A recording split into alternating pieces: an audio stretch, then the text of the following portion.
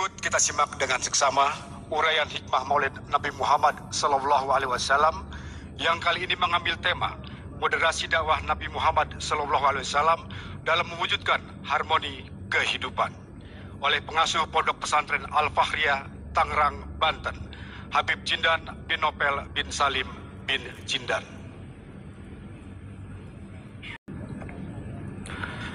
Assalamualaikum warahmatullahi wabarakatuh.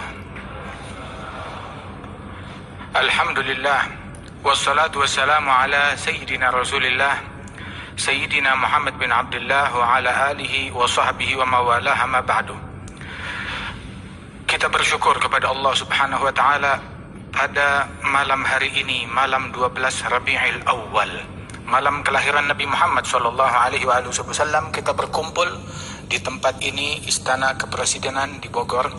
Kita doakan Bapak Presiden Republik Indonesia, Bapak Insinyur Haji Joko Widodo, insya Allah diberikan kesehatan, afiat. Begitu juga segenap para petinggi negara, lembaga tinggi negara, para menteri, para perwakilan negara-negara asing, para duta besar, dan semua para hadirin, para hadirat, dan adik-adik kita, anak-anak yatim yang hadir tengah-tengah kita di sini. Masya Allah, mereka mendapatkan tempat duduk di depan.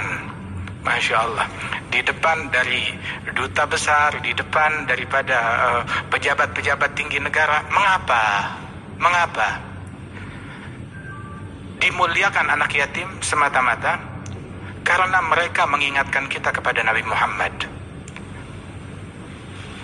Rasulullah SAW terlahir ke alam dunia ini dalam keadaan yatim. Ayahnya telah meninggal dunia, sallallahu alaihi wasallam. Sehingga karena setiap kita melihat anak yatim mengingatkan kita akan yatim yang paling mulia di alam semesta, Nabi besar Muhammad sallallahu alaihi wasallam, yang mana Rasulullah datang membawa rahmat dan kasih sayang kepada anak-anak yatim, kepada janda-janda yang lemah, kepada fakir miskin, kepada semua orang, didasari dengan rahmat dan kasih sayang. Sehingga Allah subhanahu wa ta'ala saat memberikan misi kepada Nabi Muhammad, misinya misi rahmat. Wa ma arsalnaka illa rahmatan lil alamin. Tidaklah kami utus engkau wahai Nabi Muhammad melainkan misinya satu, semata-mata hanyalah rahmatan lil alamin. Tidak ada misi yang lain selain daripada rahmat tersebut. Tapi Nabi berperang, Nabi berjihad, Nabi berjuang untuk menegakkan rahmat, untuk menjaga rahmat, untuk menstabilkan rahmat dan kasih sayang di muka bumi ini, sallallahu alaihi wasallam. Sesungguhnya Allah subhanahu wa ta'ala tatkala memerintahkan Rasulullah sallallahu alaihi wasallam untuk di dalam berdakwah tersebut, Allah Ta'ala menyatakan, ud'u ila sabili rabbika bil hikmah wal mau'izatil hasanah wajadilhum billati hi ahsan. Ajak sekalian manusia ila sabili rabbik, menuju jalannya Allah, bil rahmah, bil hikmah wal mau'izatil hasanah, dengan hikmah, dengan nasihat al hasanah yang baik. Al hasanah yang baik, bukan yang tidak baik. Tapi kita perlu argumentasi, perlu berjidal, perlu berdebat. Saat langkah-langkah itu, langkah ketegasan perlu diambil, wajadilhum billati hiya ahsan. Ambil langkah yang tegas, jidal, debat, tapi dengan cara yang terbaik, al-ahsan. Tahu al-ahsan? Ada hasan. Baik. Mana yang terbaik? Prioritaskan yang terbaik di dalam bersikap, di dalam berucap, di dalam berdakwah. Sehingga itulah yang paling tepat. Allah Ta'ala menyatakan, fabima rahmatin minallahi linta lahum walau kunta fadhan ghalidhal qalbi lam faddu min hawlik. Sesungguhnya dengan rahmat Allah engkau bersikap lemah lembut dan kasih sayang kepada mereka. Andaikan engkau bersikap kasar, kaku, keras, bersikap kasar, kaku, fadhan ghalidhal qalbi, dengan hati yang keras, ucapan kata-kata yang kasar, lan faddu min haulik, mereka akan kabur dari sekelilingmu. Nabi Muhammad orang yang paling tampan, Nabi Muhammad yang suaranya paling indah dan merdu, aromanya paling harum. Sayyidina Ali bin Abi Thalib mengatakan, man ra'ahu badihatan habah wa man khalatahu ma'rifatan ahabbah.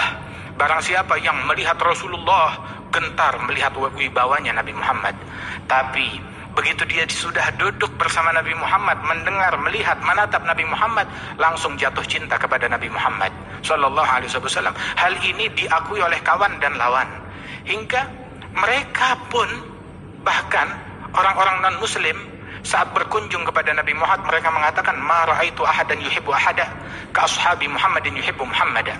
Saya tidak pernah melihat seseorang cinta kepada orang lain seperti saya melihat sahabat-sahabat Muhammad cinta kepada Muhammad sallallahu alaihi wasallam.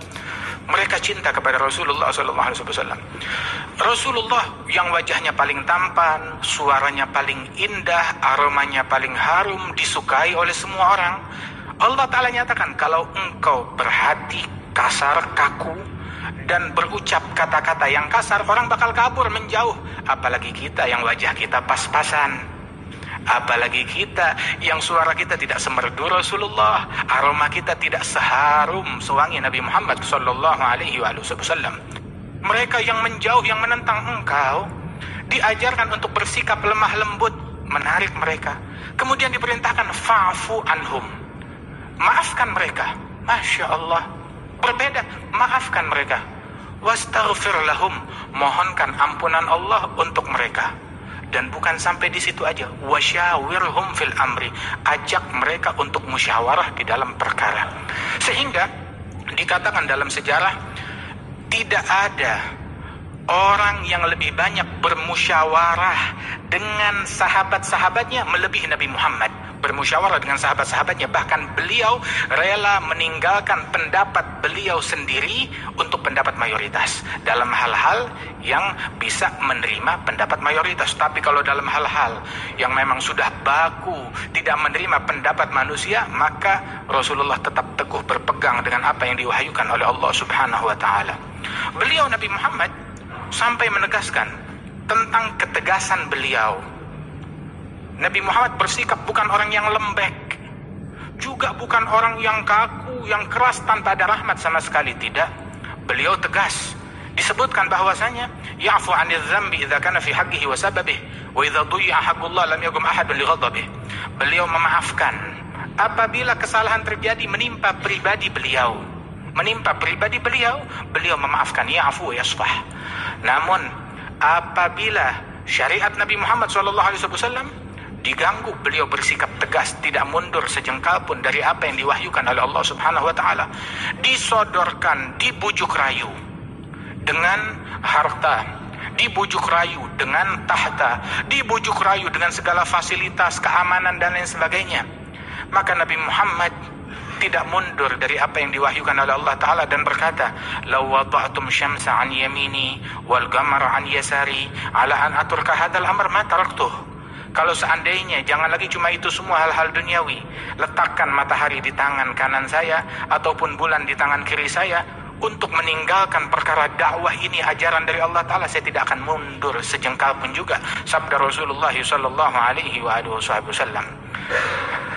Dan dengan ketegasan beliau tersebut, beliau melakukan jihad, beliau berjuang, dan jihad beliau pun juga dengan aturan rahmat dan kasih sayang. Dipesankan bahwasanya ketika menghadapi berperang dengan orang-orang yang memerangi Nabi Muhammad SAW dan para sahabatnya, diperintahkan oleh Rasulullah agar tidak mengganggu kaum wanita, dan dipesankan tidak boleh mengganggu orang-orang yang di pasar, dan tidak boleh mengganggu orang-orang yang berada di kota yang tidak ada hubungannya dengan peperangan.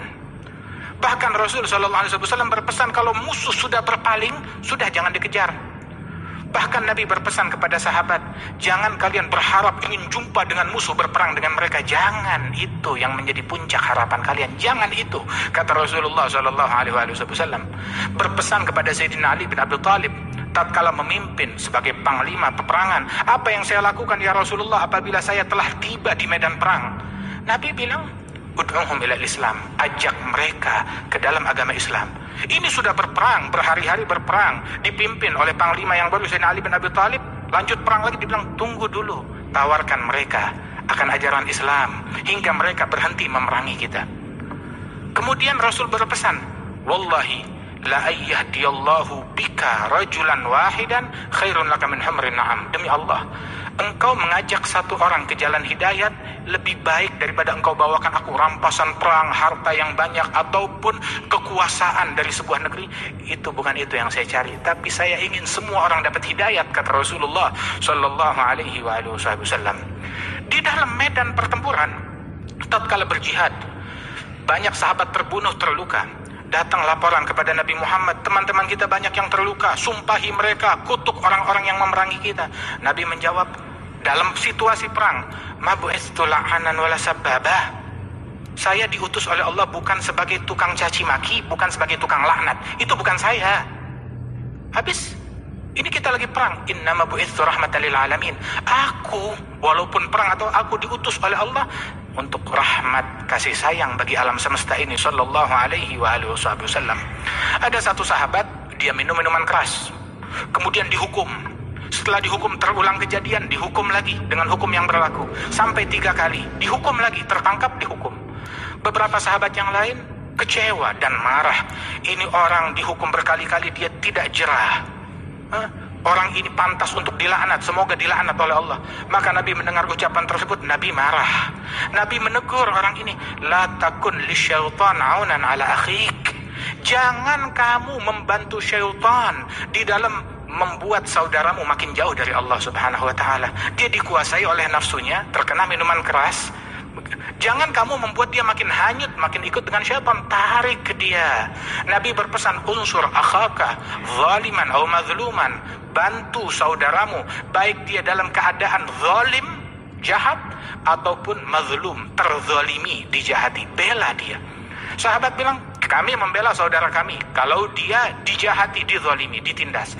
Tapi kalau dia menindas, dia menjahati, dia zalim, belanya bagaimana? Nabi bilang, dengan mencegah dia daripada kejahatan tersebut. Itu yang dipesankan oleh Rasulullah Sallallahu Alaihi Wasallam. Sehingga Nabi bilang, jangan engkau maki dia. Sesungguhnya dia tetap cinta kepada Allah dan Rasulnya.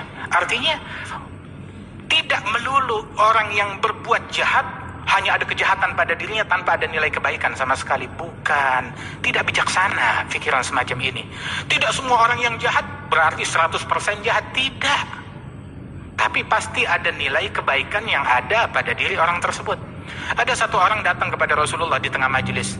Ya Rasulullah, saya minta izin. Izin apa? Izinkan saya mau jalankan semua syariat Islam. Cuma saya izin satu. Izinkan saya untuk berzina. Ini kalau di majelis kita ada orang macam begitu, tengah-tengah majelis agama, tahu-tahu bilang saya izin berzina. Apa yang terjadi? Mungkin kita pukuli, atau kita marah, kita maki, kurang ajar, tidak menghargai majelis. Tidak. Nabi malah mengatakan, kemari, mendekatlah. Didekatkan orang tersebut, sampai betul-betul dekat di hadapan Nabi Muhammad. Nabi bertanya, apakah engkau rela seseorang berzina dengan ibumu? Dia bilang, saya tidak rela, kurang ajar itu. Apa engkau rela ada orang berzina dengan istrimu, atau anak perempuanmu, atau adik perempuanmu? Disebutkan keluarga perempuan yang satu persatu, dan dia berkata, saya tidak rela. Nah begitu juga, kalau engkau ingin berzina, bukankah wanita yang engkau ajak berzina, mungkin dia itu ibunya seseorang, anaknya seseorang, istrinya seseorang, keluarganya seseorang. Sebagaimana engkau tidak rela, mereka pun juga tidak rela.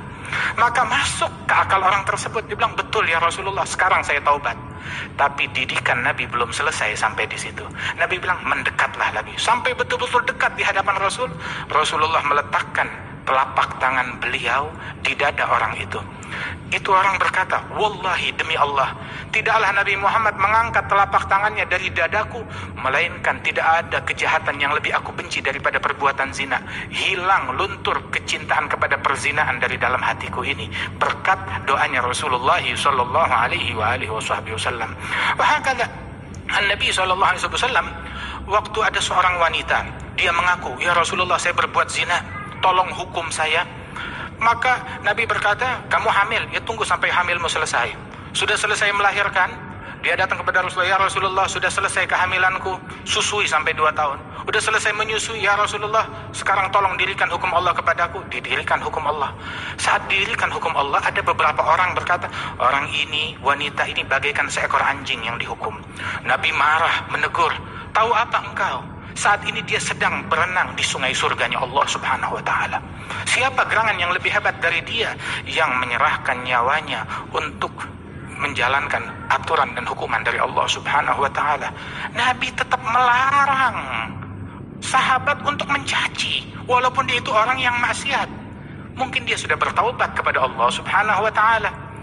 Nabi berpesan di dalam hadis beliau, sekarang ini akan datang Ikrimah bin Abi Jahal.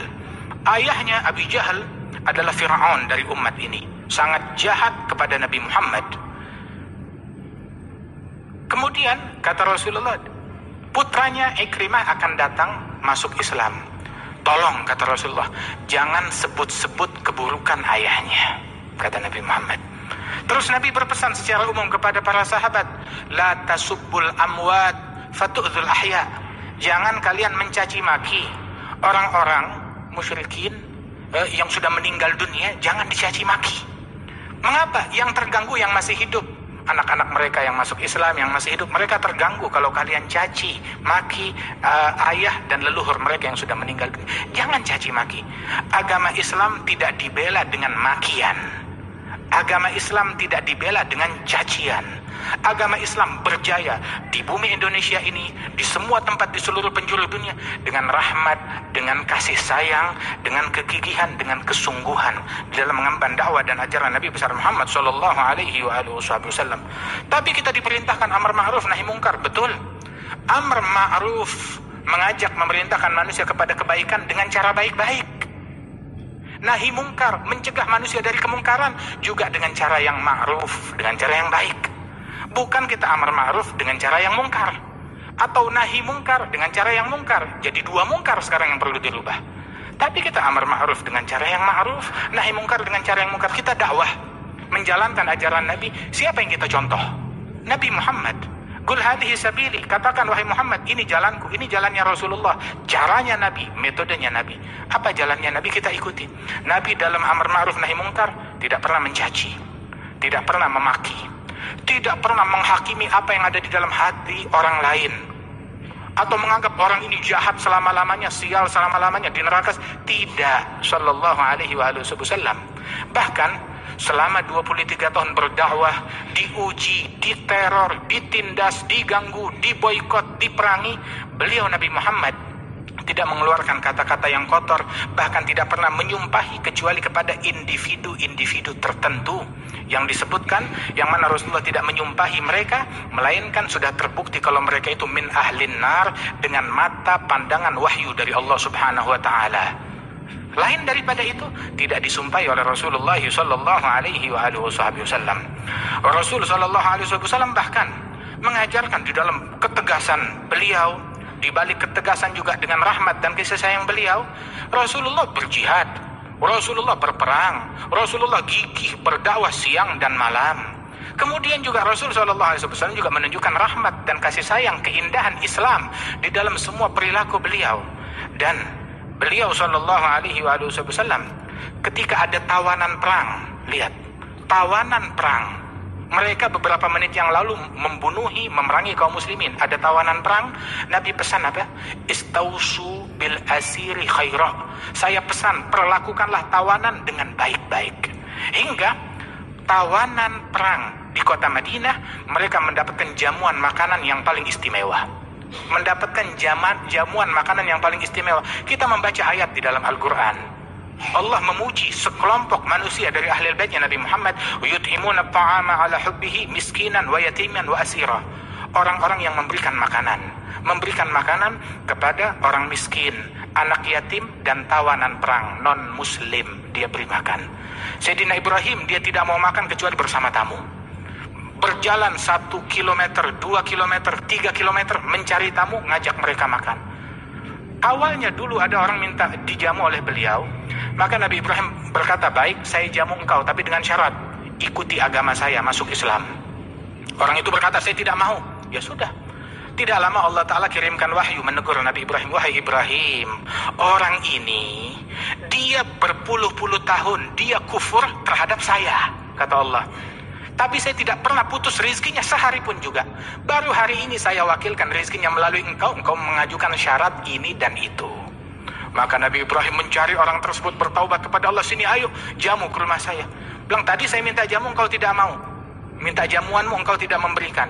Bilang, betul, saya ditegur oleh Allah Ta'ala. Tuhanmu menegur aku, menegur engkau gara-gara aku. Dia bilang, iya.